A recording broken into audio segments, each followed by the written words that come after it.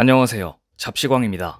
미 국방부는 지난 12월 18일 중국 군사력 평가 보고서 2024를 발표했습니다. 중국군이 막대한 방위비를 투입해 해 공군력과 미사일 전력, 핵무기 등을 빠른 속도로 늘리고 있다는 내용은 예년과 다를 게 없었습니다. 그런데 눈에 띄는 부분이 있었습니다.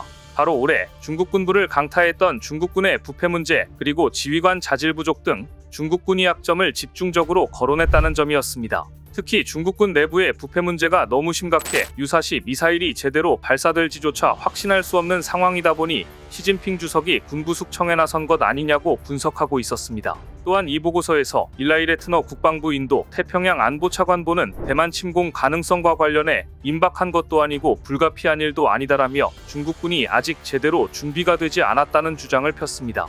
무엇보다 미국의 중국 보고서에서 가장 눈에 띄는 부분은 중국군의 군사적 능력을 총괄평가하는 부분이었습니다. 보고서는 여러 가지 진전이 있었지만 지휘관의 숙련도, 장거리 보급, 시가전 등의 분야에서 상당한 문제가 있다라고 지적하고 있었습니다. 그러면서 중국군 지휘관들이 작전 현장에서 상황 판단을 못하고 상부의 의도를 이해하지 못하며 제대로 된 결정을 내리지 못하고 병력 배치에서 틀며 돌발 상황에 대처하지 못한다고 지적했습니다. 일라이 레트너 국방부 인도태평양 안보차관보는 중국군에서 잇따라 터진 부패 사건에 대해서 작년 6월 이후 리샹푸 국방장관 등 최소 15명의 최고위급 군부인사들이 부패 문제에 연루돼 숙청됐는데, 이는 중국 최고 지도부가 부패 문제가 군사력에 영향을 줄 정도로 심각하다고 판단한 것이다.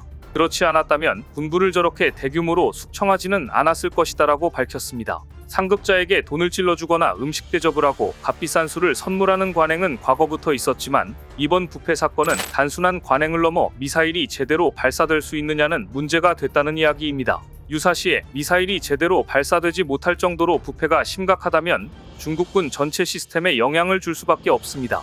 서방 외교관들조차 가장 믿을 수 있고 핵 억지력을 담당하는 로켓군 최고 지휘관들을 끌어내릴 수밖에 없을 정도의 부패였다는 점이 놀라웠다고 말하고 있습니다.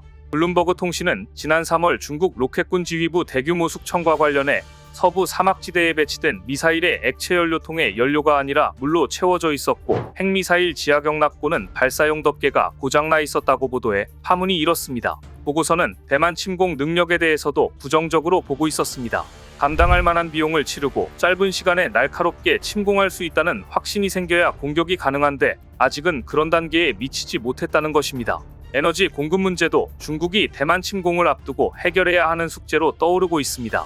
중국은 원유의 대외 의존도가 70%로 하루 평균 1100만 배럴을 중동과 북아프리카에서 수입하고 있습니다. 미군이 유사시 인도양에서 물라카 해협으로 이어지는 해상 운송로를 차단하면 중국은 감당할 수 없는 에너지 부족 문제에 시달리게 될 겁니다. 중국도 이 문제를 해결하기 위해 시베리아 송유관을 통해 러시아산 석유를 공급받지만 그 물량은 하루 60만 배럴 정도에 불과합니다. 대외 의존도가 41%에 이르는 천연가스도 비슷한 상황에 부닥칠 겁니다. 한마디로 중국 군사력 평가 보고서 2024의 핵심 내용은 중국군이 부패와 지휘관들의 무능이 심각하다는 것으로 요약됩니다. 그리고 이는 사실로 밝혀지고 있습니다. 시진핑 주석의 중국군 숙청 작업은 수년째 지속되고 있는데요. 겉으로는 반부패를 기치로 내세우고 있지만 하루가 멀다 하고 중국군 고위급 인사가 사라지는 상황입니다. 문제는 이 숙청이 심해도 너무 심하다는 점입니다. 심지어 중국은 공직사회에도 부정부패가 만연해 있는데 군대에 대해서만 특별한 잣대를 들이댄다는 불만이 속출하고 있다는 후문입니다. 또한 군 장악력이 부족하여 군을 믿지 못하는 시진핑 주석이 부패를 핑계로 유능한 지휘관을 끊임없이 숙청하고 있다는 분석도 나오고 있습니다. 중국군 부패 척결이 지속되는 가운데 최근 두 번째 높은 중장 계급을 보유하고 있는 전현직 고위장성 2명이 전국인민대표대회 대표 자격을 박탈당했습니다. 최근 유아이타오 전 육군사령관과 리펑청 남부전구 해군사령관 등 8명이 전인대 대표 자격을 박탈당했는데요. 올해 66세의 유아이타오 중장은 장성 출신의 혁명원로 중 한 명인 유타이 중상장의 아들입니다. 그는 42군 사단장, 난징군구 부사령관 등을 거쳐 2015년 육군 부사령관을 역임했고 그 이후 은퇴했습니다.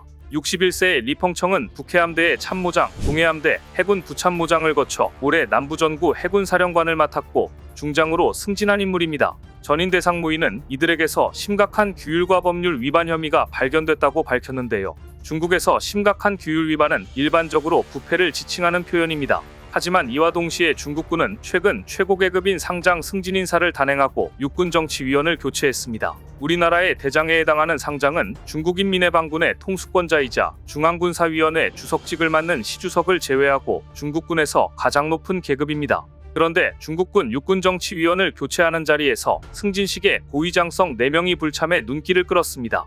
이처럼 고위급장성의 불참은 이례적인 일인데 아직까지는 시주석에 대한 불만의 표시인지 실종된 것인지 알 수는 없습니다.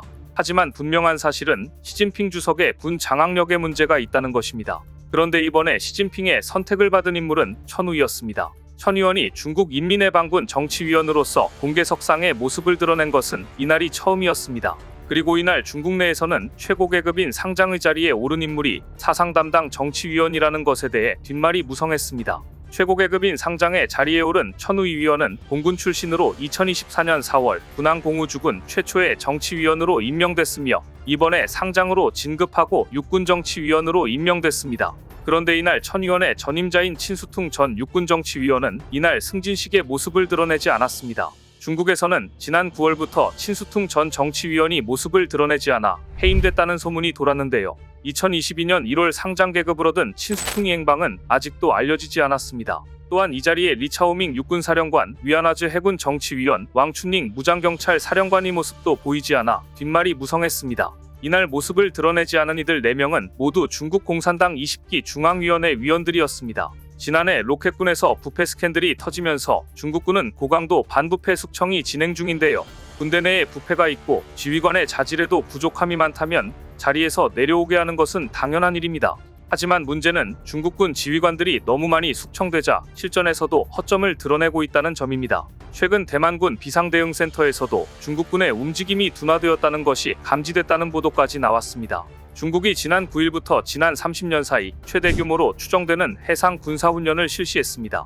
지난 11일 대만 중앙통신은 중국군이 최근 90척이 넘는 군함과 해경선 등을 대만 주변에 파견했는데 함정수를 볼 때 1996년 이후 최대 규모의 해상작전이었다. 중국이 이번에 대만뿐만 아니라 제1열도선을 목표로 삼았다. 이 정도의 함정을 동원하고 배치하려면 최소 70일이 필요하다라고 분석했습니다. 1996년 대만의 첫 총통 직접 선거 때 중국과 대만이 군사적으로 충돌해 제3차 대만 해협 위기가 발생했는데 이때 이후 가장 많은 군함이 출동했다는 내용이었습니다. 중국군의 이번 해상훈련이 최근 이뤄진 라이칭더 대만 총통의 미국령 하와이 괌 경유 해외 순방과 시기가 맞아떨어지지만 근본적인 이유는 미국의 새 정부가 출범하기 전에 중국이 해상 방어선 내 전략적 억제력을 강화하고 방어 태세를 보여주려는 것입니다. 그런데 중국은 이번 대대적인 훈련에 대해 적극적으로 발표하거나 알리지 않았습니다. 웬일인지 대만을 위협하는 표현도 하지 않았습니다. 이를 두고 대만에서는 통상 매년 12월은 대만에 대한 중국의 통일전선 활동이 최고조에 달하는 때이다. 하지만 올해 중국이 이렇게 조용히 있는 것은 최근 중국군의 부패 척결 활동도 영향을 준 것 같다고 분석했습니다. 30년 만에 최대 규모 훈련을 했지만 아무런 발표가 없었다는 것은 훈련 결과가 대외적으로 공개할 만한 수준이 못 되었다는 것을 의미한다는 분석도 있습니다. 대대적인 훈련을 홍보하고 대만에게 위협적인 발언을 하던 것과는 사뭇 다른 중국의 이런 태도는 중국 내에서 여전히 군부의 부패 척결이 지속되고 있고 시진핑 주석의 군 장악을 위한 여러 가지 숙청은 여전히 현재 진행형이라는 것을 보여주고 있습니다. 오늘 준비한 소식은 여기까지입니다. 댓글을 통한 여러분들의 많은 의견 기다리겠습니다. 시청해주셔서 감사합니다.